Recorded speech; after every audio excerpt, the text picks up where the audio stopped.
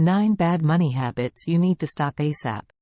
Have you ever sworn to never exhibit a toxic or bad habit, only to find yourself doing exactly that? A great example might be the things you learnt from your parents that you swore you'll never do. Like screaming over the phone when the person on the other end can hear perfectly if you took it down a notch, or something more serious like not breaking bad money habits. The same kind that led to some parents working for years and not properly planning for retirement. We form habits in different ways and they shape our lives either for good or bad. Therefore, if you're trying to improve your finances, you need to be deliberate about breaking bad money habits and replacing them with good ones. Stop these bad money habits. New moon face. 1. Not preparing for an emergency. 2. Spending more than you earn. 3. Waiting till you have more money to save or invest. 4. Relying on loans to pay your bills. 5. Not taking control of your income streams. 6. Constantly blaming others for your mistakes. 7. Hoarding money. 1. Not preparing for an emergency. Your emergency fund is frankly a great place to start your savings plan. We all know that unexpected things happen all the time which cost people their jobs and led to salary slashes for many others. So the best way to stay financially secure is to save up for emergencies. 2. Spending as much as you earn or spending more than you earn. If you're spending as much as, or more than you earn, this means you're living paycheck to paycheck with no proper plan for the future. This lifestyle makes it nearly impossible to build up significant savings or wealth over the long term. Granted, your income might actually not be much right now, but spending every single penny is still considered a bad money habit. Do not spend as much as you earn on expenses, or worse, spend more than you earn by living an expensive lifestyle. Cut down on expenses so that you can at least have money stored up. 3. Waiting till you have more money to save or invest. You know the way they say, if you don't learn to give N100, you would never be able to give N100,000. It's the same with saving and investing. Do not wait to have more before you start saving and investing, because these two grow over time thanks to the power of compound interest. Thankfully, you don't need to be a finance expert to start. You can simply use Cowrywise to begin your short and long-term savings and investment plans. 4. Relying on loans to pay your bills. This is closely linked to people who spend more than they earn. It is crucial to live within your means, because not doing so will lead to you relying on loans to pay your bills. It must be frustrating to have to borrow every month to cover expenses.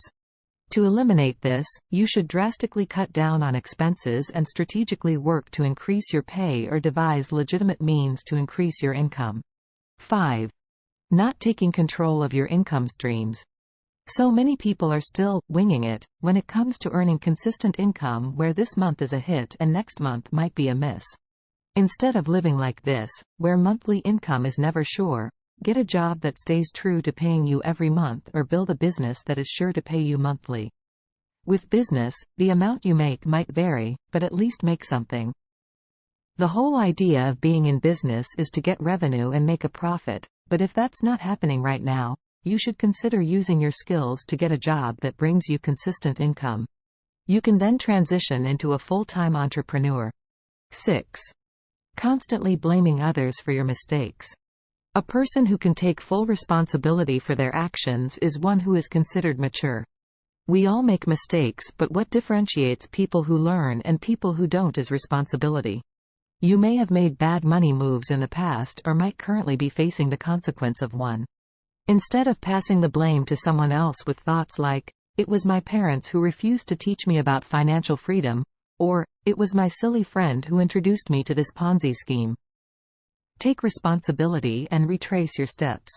Your parents indeed could have taught you to imbibe the right money habits, but if they didn't, forgive them.